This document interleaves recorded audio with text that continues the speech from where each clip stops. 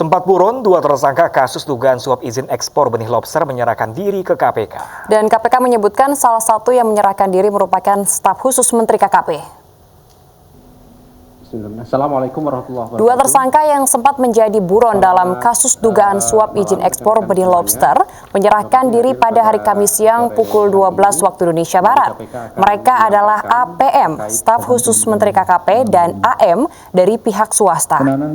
APM juga merupakan ketua tim uji tuntas perizinan usaha perikanan budidaya lobster yang ditunjuk langsung oleh Edi Prabowo. Sementara AM adalah perantara pemberi uang antara PT Dua Putra Perkasa kepada PT Aero Citra Argo. Tersangka AM juga mentransfer uang sebesar 3,4 miliar rupiah kepada Edi Prabowo saat berada di Amerika Serikat. Yang jelas nanti akan kita tersangka yang di belakang kita ini adalah karena kesadaran setelah kemarin kita umumkan, kita himbau untuk menyerahkan diri. Dan kita apapun ceritanya, mudah-mudahan ini punya arti buat yang bersangkutan sendiri untuk memberikan keterangan yang sebenar-benarnya. Untuk kepentingan penyidikan, KPK melakukan penahanan tersangka AM dan APM selama 20 hari terhitung sejak tanggal 26 November 2020 sampai dengan 15 Desember 2020 di Rutan.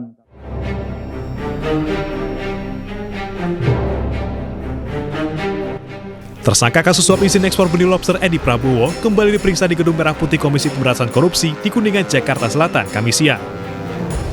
Setibanya di gedung KPK, Edi Prabowo langsung masuk ke gedung KPK tanpa memberikan satu patah kata pun.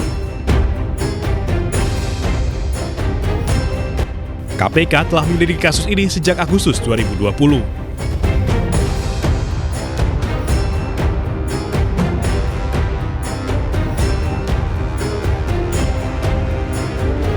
Sebelumnya, usai ditetapkan menjadi tersangka kasus dugaan suap, Menteri Kelautan dan Perikanan mengatakan bahwa dirinya sedang dalam proses pengunduran diri sebagai Menteri KKP dan Wakil Ketua Partai Gerindra.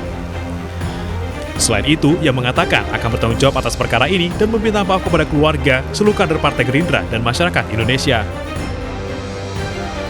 Saya masih kuat dan saya akan bertanggung jawab terhadap apa yang terjadi. Kemudian saya juga mohon maaf kepada seluruh masyarakat Indonesia, khususnya masyarakat kelautan dan perikanan yang mungkin banyak yang berkhianati. Seolah-olah saya tidak ada tidak semangat. Ini adalah kecelakaan yang terjadi dan saya bertanggung jawab terhadap ini semua. Tidak lari dan saya akan membayarkan apa yang menjadi yang saya lakukan. Dan ini tanggung jawab penuh saya. Dalam kasus ini, Edi diduga menerima uang senilai 3,4 miliar rupiah dan uang 100 ribu dolar Amerika Serikat dari pihak PT Aero Citra Cargo. Tim Liputan iNews melaporkan. Pemirsa, KPK menetapkan 7 orang menjadi tersangka kasus korupsi ekspor benih lobster termasuk Menteri Kelautan dan Perikanan Edi Prabowo. KPK juga menyatakan jumlah tersangka masih akan bertambah.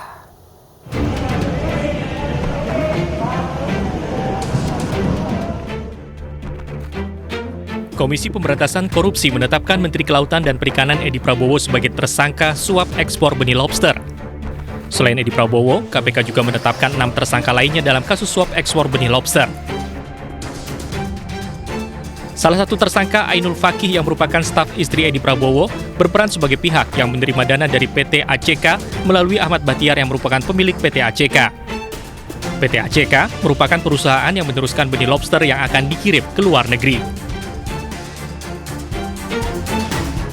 Nama-nama yang diamankan tersebut antara lain, pertama, EP selaku Menteri Kelautan dan Perikanan, kemudian 2, IRW selaku istri dari EP, 3, SAF selaku staf khusus Menteri KKP, 4, ZN selaku Dirjen Tangkap Ikan KKP. Dana yang diterima staf istri Edi Prabowo diduga terjadi pada 5 November 2020 senilai 3,4 miliar rupiah. Dana yang diterima diduga dibelanjakan untuk berbagai keperluan Edi Prabowo, istri Edi Prabowo, Iis Rosyati, staf sus Edi Prabowo, Andrew pribadi Misanta saat di Hawaii, Amerika Serikat. Saat di Honolulu, Edi Prabowo dan istrinya berbelanja beberapa barang mewah dengan nilai total 750 juta rupiah.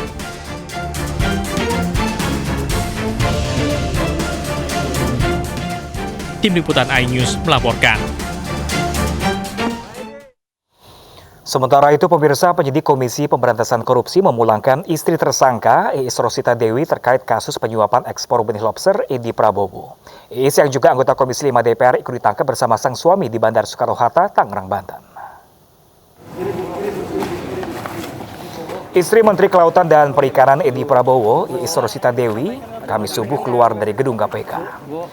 Dikawal sejumlah petugas keamanan, Iis langsung menuju mobil hitam yang telah menunggu di luar gedung.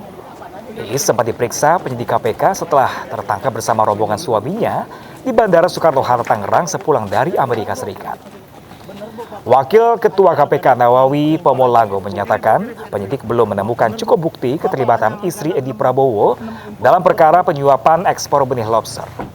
KPK telah menetapkan 7 orang tersangka, namun tidak tertutup kemungkinan tersangka akan bertambah.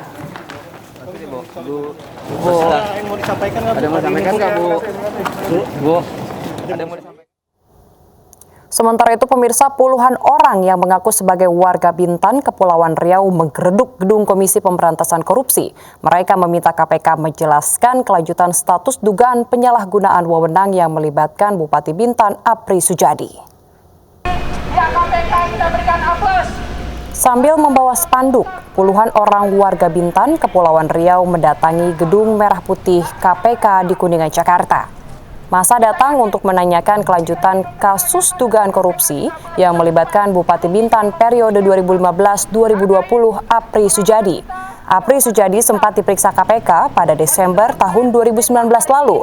Apri dimintai klarifikasi atas dugaan tindak pidana korupsi berupa penyalahgunaan wewenang terkait pengelolaan kawasan perdagangan bebas dan pelabuhan bebas atau KPBPB tahun 2016-2019. Menjawab tuntutan warga Bintan, KPK minta masyarakat memantau perkembangan kasus melalui layanan aduan masyarakat. Teman-teman bisa meminta update-nya melalui pengaduan masyarakat karena memang sifatnya tertutup sehingga tidak bisa disampaikan kepada khalayak publik. Dan kami harap apabila teman-teman mempunyai informasi, mempunyai bahan tambahan, silahkan bisa disampaikan ke bagian pengaduan masyarakat karena itu akan sangat membantu kami dalam proses. Pemirsa, Omnibus Law Undang-Undang Cipta Kerja telah disahkan oleh DPR RI melalui rapat paripurna beberapa waktu yang lalu. Iya, di tengah huru-hara dan gelombang PHK yang marak terjadi di tengah pandemi, Menteri Tenaga Kerja Ida Fauziah pun memberikan solusi. Dan saksikan ngobrol bareng Gus Miftah bersama Menteri Tenaga Kerja Ida Fauziah Jumat 27 November 2020 pukul 20 waktu Indonesia bagian Barat. Beli bawang keliru merica. Cakep. Bu Menteri datang ke Gus Miftah dengan membawa cinta.